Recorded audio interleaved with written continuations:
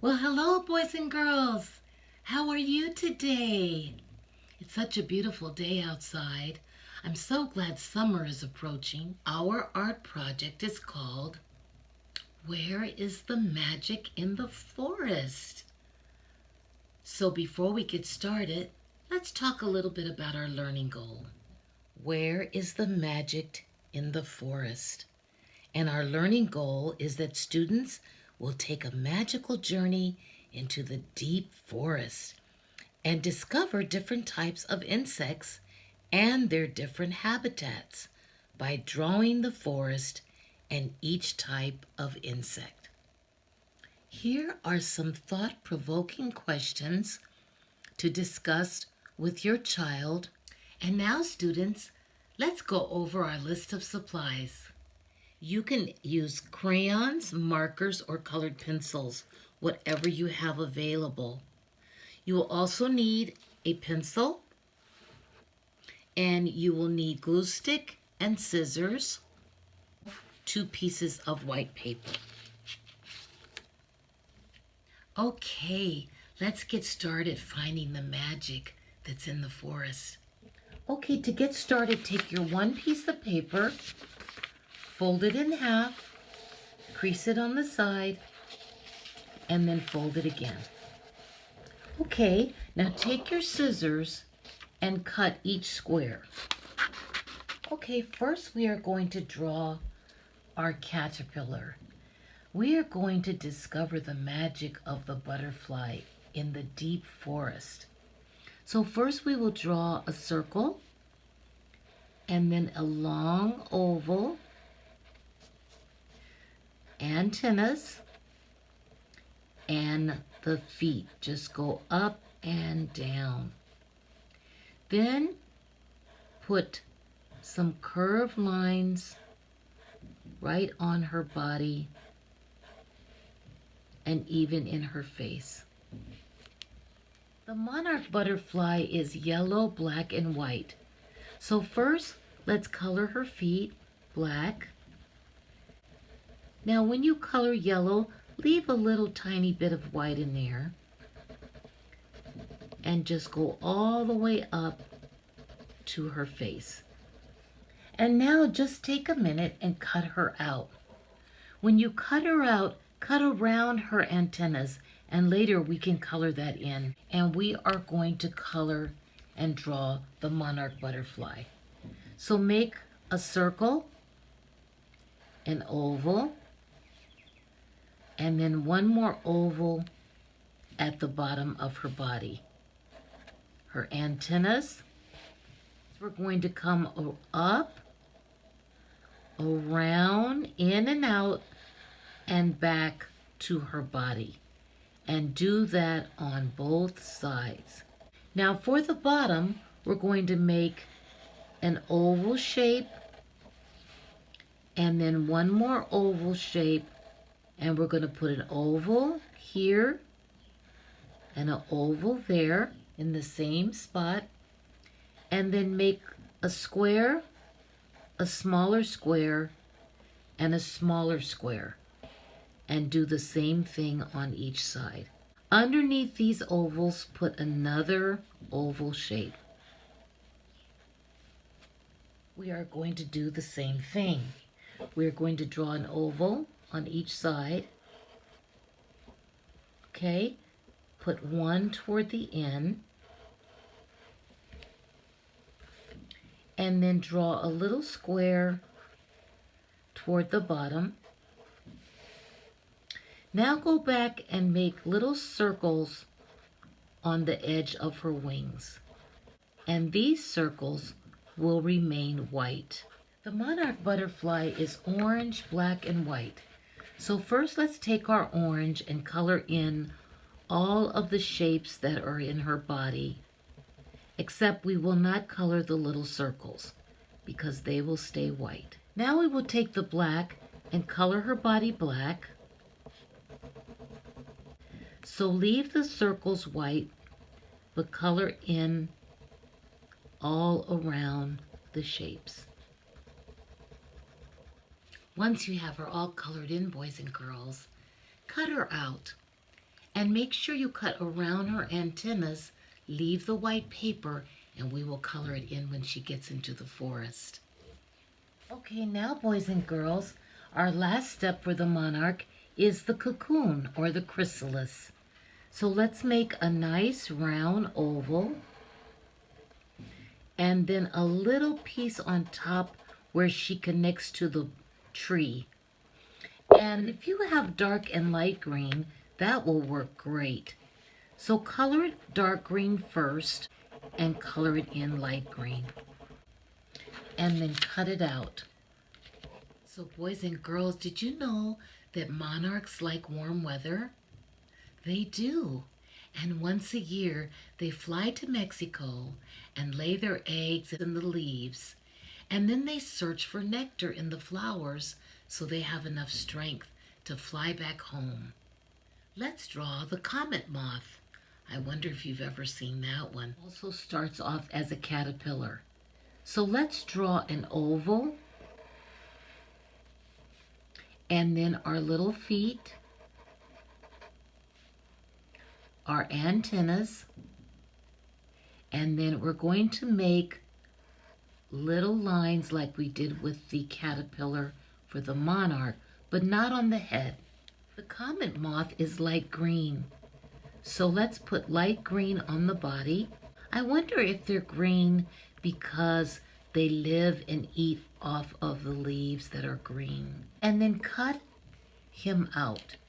So boys and girls, you know how Miss Kenji doesn't like to waste paper. And we're just going to use half of it to draw the moth. The head is shaped like a triangle. And then his body comes around like an oval. And he has two little wings at the bottom. Then come to the top of his head, and when you're drawing his wings, you're just going to go around and down on each side. Put a little half circle at the end of his wings and a few little lines on his body. And then just let's draw some straight lines across on each side. Put a circle and put another circle toward the top, and then don't forget his antennas. The comet moth can be yellow, green, and black. So first we're going to color the ends black on both sides. And then the body is black.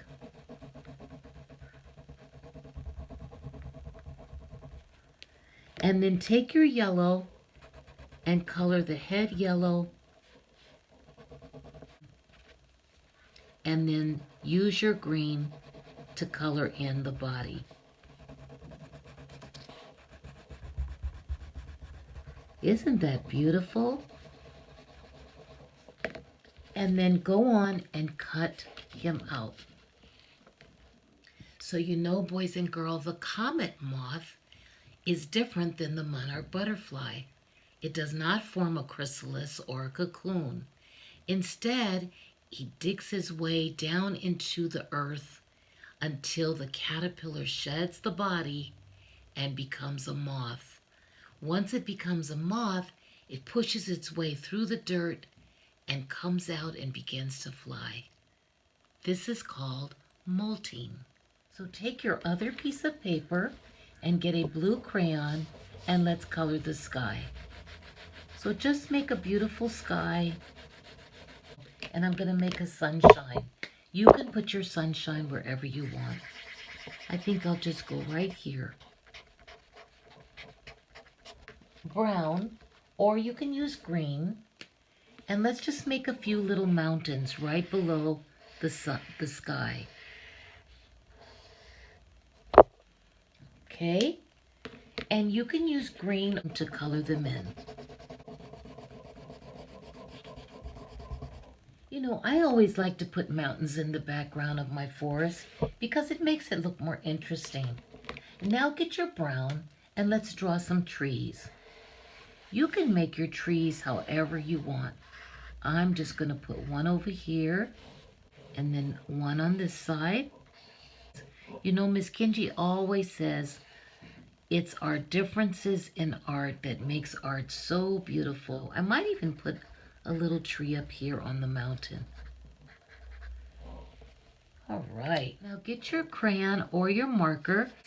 This is where our butterfly and our monarch and our comet moth are going to live.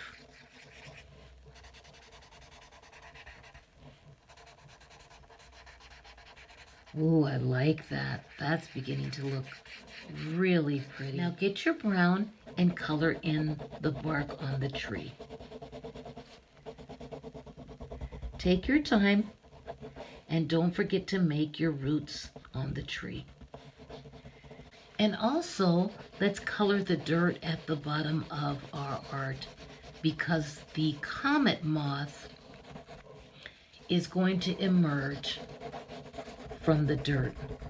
So make a few stems and let's make some flowers because remember, the monarch butterfly needs the nectar from the flower so it can have enough strength to fly back north. Put your leaves on the stems and maybe a couple of little bushes. I always like to make a little habitat in my tree just in case our ladybug or our owl comes back again. And now I'm going to use my dark green crayon just to color the white area in the background. Wow, I love that. Okay, boys and girls, now we are going to get our glue stick, add our magical insects into our forest. That's what makes it so special. So let's take our monarch and we're going to put a little glue stick and then you decide where you want it to go.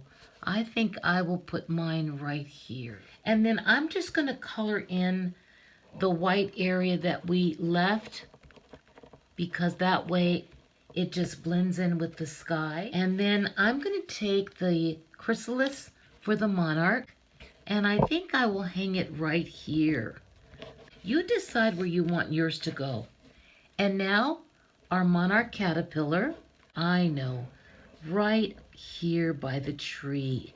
I'm going to color in that white area. Now we have our comet moth and the comet moth caterpillar. And let's find out where that should go. Maybe I'll put mine over here. And then the comet moth is emerging from the dirt. And I'm just going to put it right down here at the bottom, like it's coming up out of the dirt. Isn't that beautiful, boys and girls? Well, well, well. Wasn't that fun, boys and girls? I had a great time. I hope you did too. We got to discover the magic in the forest, and now we know what it is. So don't forget to put your art up on the wall and join Miss Kenji next time for another wonderful art project. In the meantime, I am an artist. We are too. Stay well, everyone. So I just want to remind all the parents that I am tutoring art for children, and it's so much fun and so rewarding. So remember, in the summer, when all the summer camps will be closed, you can offer your child some art with Miss Kenji. Please reach out to me on Facebook at Kenji, Kenji, Tanner, Tanner, and message me. I would love to spend time with your child. And also, in case they're having a birthday, I love to do birthday art party. In the meantime, have a beautiful day and stay safe.